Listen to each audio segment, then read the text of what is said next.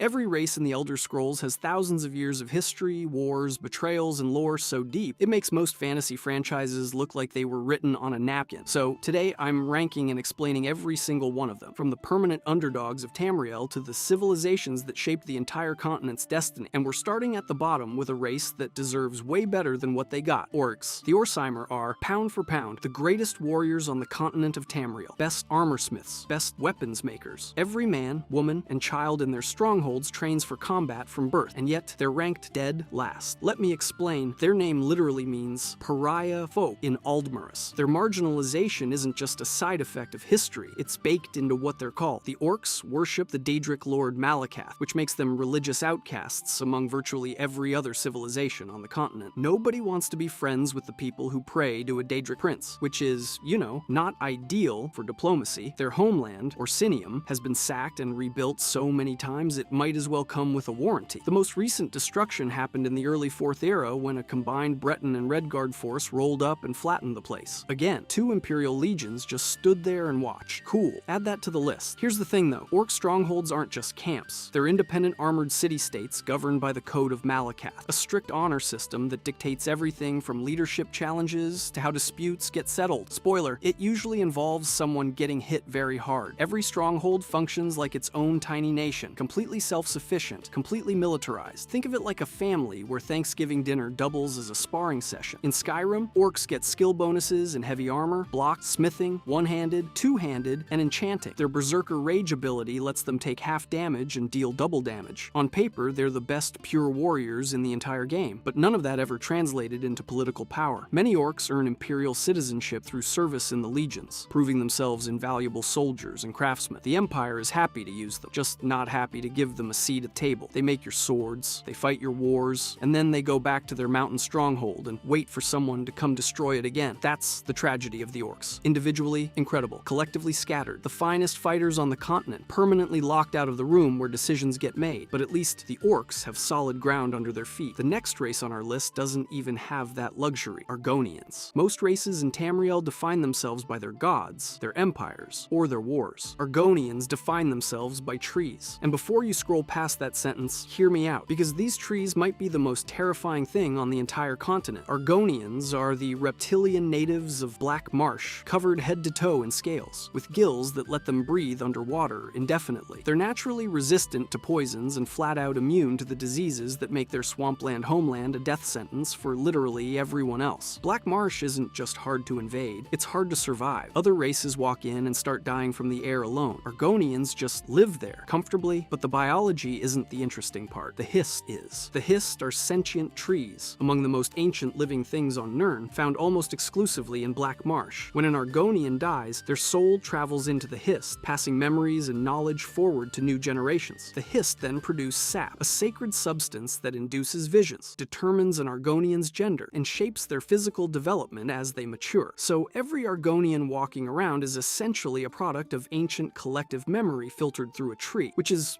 completely normal. This connection makes Argonians fight differently than anyone else on Tamriel. They employ devastating guerrilla warfare, ambush tactics designed for swampland, and they have a lovely habit of dragging enemies underwater and just holding them there until the bubbles stop. Very effective. But here's where it gets genuinely insane. During the Oblivion Crisis, when Mehrunes Dagon opened portals across every province and Daedra poured into Tamriel, every race scrambled to survive. The Imperial Legion barely held. Entire cities fell. And the Argonians, they mounted such a fierce resistance that they didn't just defend Black Marsh. They chased the Daedra back through the Oblivion Gates into Mehrunes Dagon's own realm, the only race in all of Tamriel to go on the offensive against a Daedric prince's invasion force. Swamp lizards charging into literal hell because the demons weren't scary enough. After that, Black Marsh seceded from the Empire entirely. Then, following the Red Year eruption that devastated Morrowind, the Argonians invaded southern Morrowind in the Accession War, though House Redoran eventually pushed them back. So why only 7th? Because despite arguably the single greatest military achievement in Tamrielic history, Argonians have deliberately chosen isolation over influence. They could project power across the continent. They proved that. They just don't want to. They went home, closed the door, and went back to communing with their trees. And honestly, after watching them chase demons back into hell, nobody's brave enough to not. But if you think a race bound to sentient trees is strange, wait until you meet the one whose entire biology is controlled by the moons. Khajiit. Most races in the Elder Scrolls scrolls have one look, maybe some variation in skin tone, maybe a different hairstyle. The Khajiit have 17 entirely different body types, and which one you get is determined by the moons. Let me explain. The lunar lattice is a system tied to the phases of Nirn's twin moons, Masir and Secunda. The exact alignment of those moons at the moment a Khajiit is born determines which of 17 distinct breeds that individual becomes. And we're not talking minor cosmetic differences. Some Khajiit are indistinguishable from ordinary house cats. Others are massive, tiger-like predators the size of horses. Others still are the bipedal, tail-swishing humanoids you're used to seeing in Skyrim. All of them start as identical tiny cubs, and only differentiate as they mature. Two siblings born a week apart could end up as completely different species, which is,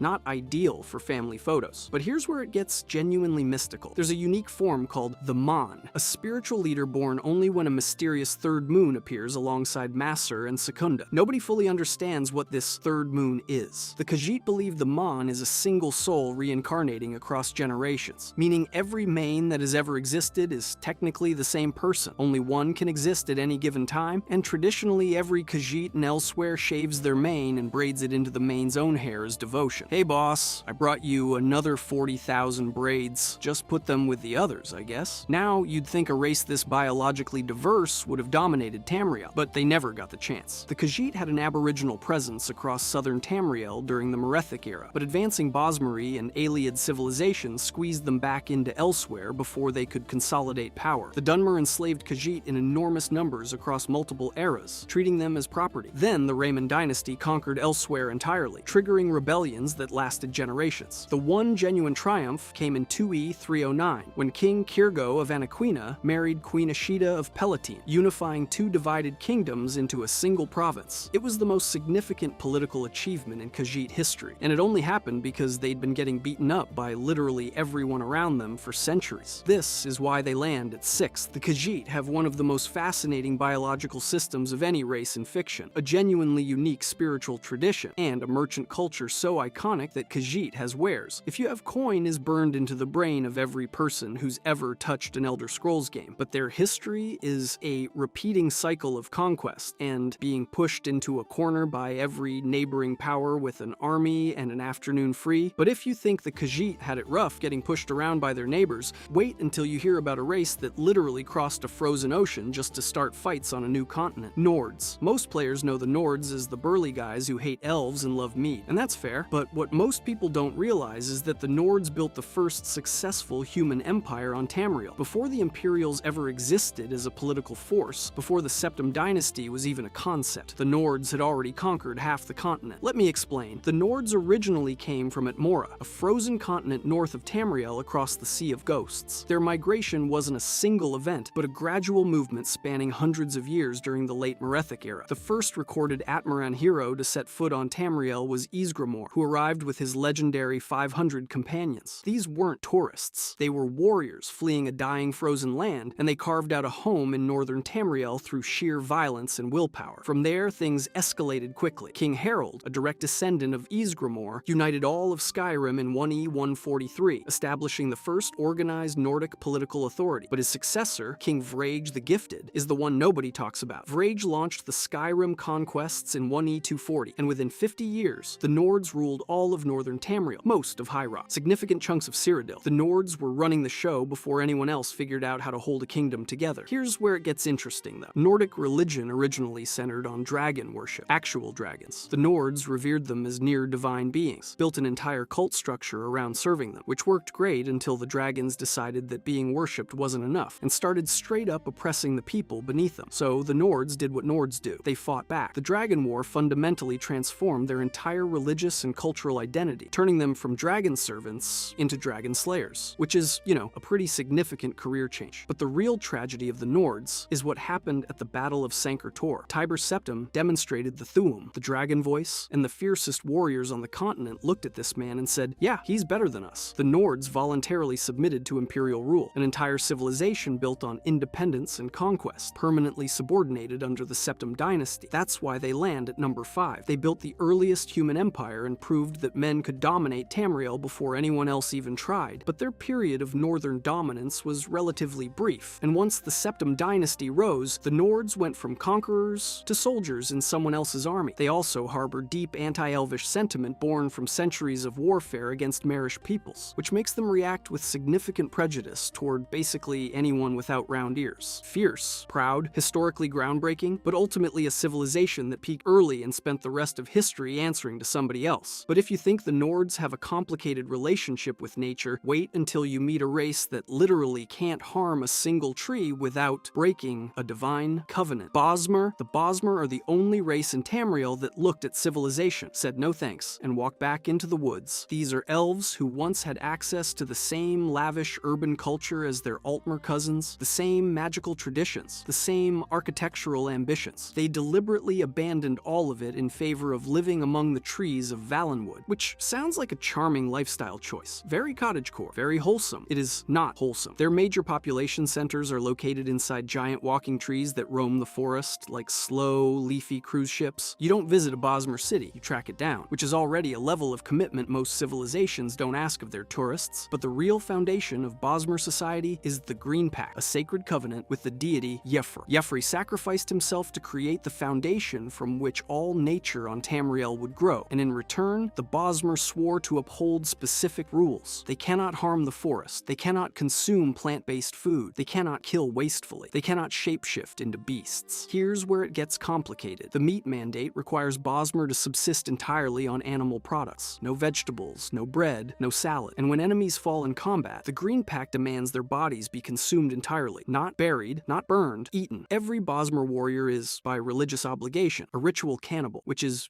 not ideal. But wait, it gets worse. The Wild Hunt is a ritual that permanently transforms every participant into a mindless, bloodthirsty monster. These creatures consume all enemies in their path, and then, when there's nothing left to kill, they consume each other. Nobody survives. Nobody returns to normal. The Bosmer claim that every monster currently roaming Tamriel was born from a previous Wild Hunt. That cave troll that killed you 14 times? Allegedly a leftover from some ancient Bosmer ritual gone exactly as planned. In 1E369, the hunt was unleashed to kill High King Borgus of Winterhold, a sitting High King, assassinated by a swarm of shape-shifting forest nightmares. Cool, add that to the list. And here's what makes the Bosmer genuinely fascinating. King Aplir founded the Cameron dynasty in 1E0, the oldest dynasty in recorded Tamrielic history. They have the longest-running government on the continent, and a doomsday weapon that supposedly created every monster in the world. They could have been conquerors. They could have unleashed the Wild Hunt on every neighboring province and watched the continent burn. They chose not to. The Bosmer deliberately rejected the path of empire. They picked trees over thrones, forests over provinces, and ritual cannibalism over, agriculture. They're ranked fourth because the potential was always there. The dynasty, the weapon, the cultural unity. But they consciously chose nature over dominance. And honestly, given what the Wild Hunt does, maybe that restraint is the scariest part of all. But if you think the Bosmer's ancient bloodline is impressive, wait until you meet the race that considers themselves the literal blueprint for all elven civilization, Altmer. The Altmer don't think they're the best race in Tamriel. They know they are. And honestly, they've got the resume to back it up. The High Elves of the Somerset Isles are the oldest surviving culture on the entire continent, with achievements in art, architecture, and magic that rival the ancient Aelids and even the Dwemer. While other races were still figuring out how to stack rocks on top of each other, the Altmer were building monuments that bent the laws of reality. Their cultural arrogance isn't some baseless superiority complex. It's a superiority complex built on thousands of years of being objectively better at magic than everyone else on the planet. Here's where their origin story gets wild. The Altmer believe their ancestors were the Elnofe, primordial beings who landed on Nirn after the world was first created. These Elnofe split into two factions, the Old Elnofe and the Wandering Elnofe, and then went to war with each other. Not a small war either. A war so catastrophic it literally reshaped the continents of the world. The geography of Tamriel exists because the Altmer's ancestors couldn't get along, which is,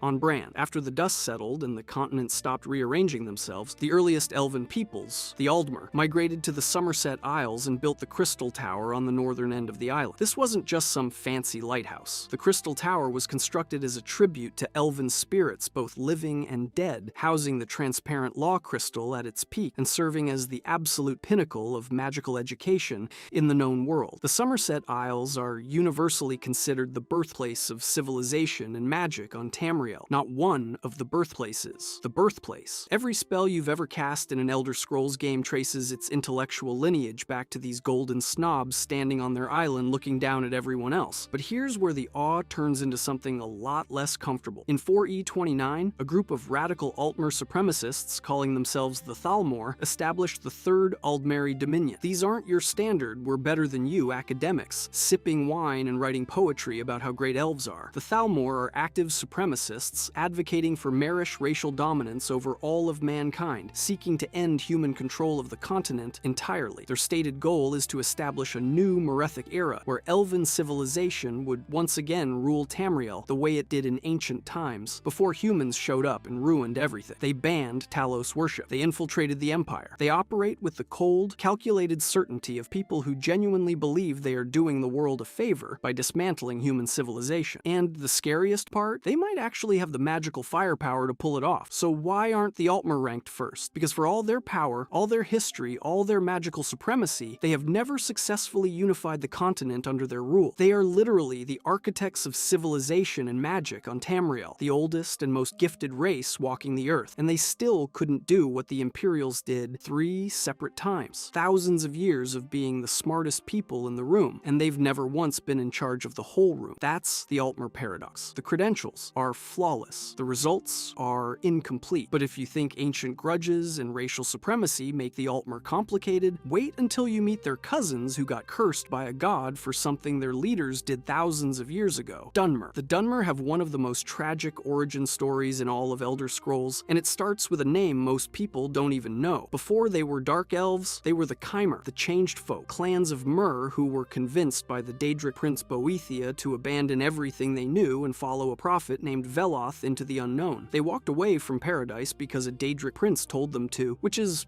not ideal, but they made it work. They settled in Resdine, the land that would become Morrowind, and built something real. Then came the Battle of Red Mountain, and everything went sideways in about 4 different directions at once. The Chimer were at war with the Dwemer. During the battle, the Dwemer activated the Heart of Lorkhan, basically the literal heart of a dead god. The result? Every single Dwemer on the entire planet vanished, gone, instantaneously. Nobody knows where they went. That's not the mystery of Morrowind. That's the mystery of Elder Scrolls, period. But here's where it gets dark. 3 Chimer heroes, Almalexia, Vivec, and Sotha Sil, discovered the heart after the Dwemer vanished. Their best friend, the legendary Indoril Nerevar, stood between them and godhood, so they murdered him. Their closest ally, and they killed him so they could become living gods. The Daedric prince Azura cursed the entire Chimer race. Their golden skin turned ashen gray. Their eyes burned red. They were no longer the Changed Folk. They were the Dunmer, an entire civilization permanently scarred because 3 people wanted to be gods. And the worst part? It worked. The Tribunal ruled Morrowind as actual living gods for nearly 3,000 years. That's not a dynasty. That's 3 immortal beings personally governing a civilization for longer than most empires exist in total. They built great houses with complex political hierarchies, ancestor worship traditions, architecture that looked like nothing else in Tamriel. Say what you want about how they got there, but the Tribunal era was genuinely impressive. Of course, they also kept slaves, extensively. Houses Dress and Telvanni maintained massive Argonian slave operations for centuries. Remember that. It becomes important in about 30 seconds. In 4E5, Red Mountain erupted. Not a normal eruption. A catastrophic, civilization-ending explosion that destroyed Vardenfell and devastated most of Morrowind. The Tribunal was already gone by this point, their power broken during the events of Morrowind, and then, while the Dunmer were still choking on ash, the Argonians invaded. The Accession War. The very people the Dunmer had enslaved for centuries came pouring across the border and conquered southern Morrowind. Poetic justice doesn't even begin to cover it. The surviving Dunmer eventually negotiated colonization rights to Solstheim, trying to rebuild on a frozen rock because it was literally the best option they had left. The Dunmer ranked second because they built a civilization ruled by actual living gods for 3 millennia, developed one of the richest cultures on the continent, and then watched it all burn. Volcano, invasion, exile. The karma was absolutely devastating. But if the Dunmer built their power on betrayal and godhood, the next race built theirs on something arguably more impressive: bureaucracy, diplomacy, and the sheer audacity to believe they should run everything. Imperials. Every race on this list had a claim to greatness. The Nords built the first human empire. The Altmer invented civilization itself. The Dunmer had 3 living gods walking around their province like it was no big deal. But none of them could do what the Imperials did: rule everything, lose it all, and then do it again 3 times. Here's the thing about Imperials. They're not the strongest race. They're not the most magically gifted. Put an Imperial next to a Nord or an Orc, and they look like they wandered into the wrong bar. But they dominated the continent anyway, and they did it with something no other race ever figured out. They let you keep your stuff. It starts with Saint Alessia in in 1E243. Humanity is enslaved by the Ayleid elves, Daedra-worshipping slave masters running Cyrodiil like a horror movie. Alessia leads the slave rebellion, captures the White Gold Tower, and establishes the first unified human government on Tamriel. The Alessian Empire she founded lasted over 2,000 years. For context, that's roughly 4 times longer than the Roman Empire. For a civilization built by literal freed slaves, that's an insane foundation. Then comes Raymond Cyrodiil, who defeated the Akaviri invaders at the Battle of Pale Pass so decisively that the Akaviri themselves looked at him and went, "Yeah, you're the Dragonborn. We serve you now." His enemies literally swore eternal loyalty to him mid-war. The Riemann dynasty built the Second Empire and brought most of the continent under imperial influence. But the real masterpiece was Tiber Septim. This man conquered every single province on the continent through military genius, and the Thu'um, every single one, including Morrowind, which had resisted the previous 2 empires entirely. No other political entity in Tamrielic history has ever governed all of Tamriel simultaneously. Only the Septims pulled that off. And the secret ingredient across all 3 empires was the same: cultural accommodation. The Imperials didn't roll into a province and burn everything down. You get to keep your gods, your traditions, your local leaders. You just also pay taxes to Cyrodiil now. It's conquest disguised as a handshake, and it worked every single time. Then the Oblivion Crisis hit. The Septim bloodline was destroyed. The Amulet of Kings shattered. Every other civilization on Tamriel would have collapsed permanently. The Imperials just found a new dynasty. The Mede dynasty rose to power in the early 4th era and kept the empire running, because Imperial civilization doesn't depend on one family or one bloodline. You can kill the Emperor. You can kill his entire family. The machine keeps going. 3 separate empires, 3 separate eras, 3 separate dynasties, each one bigger than the last. The first held Cyrodiil and its neighbors. The second controlled nearly the entire continent. The third finished the job and ruled all of it. The Nords held the north for 50 years. The Altmer are still trying to reclaim relevance through the Thalmor. The Dunmer lost their gods and their homeland in the same century. But the Imperials built it, lost it, built it bigger, lost it again, and built it a 3rd time until there was nothing left to conquer. That's not luck. That's institutional genius from a race of diplomats who figured out that the best way to conquer someone is to make them think it was their idea. Number 1, not even close. If you enjoyed this video and want to see more, click the video on the screen now.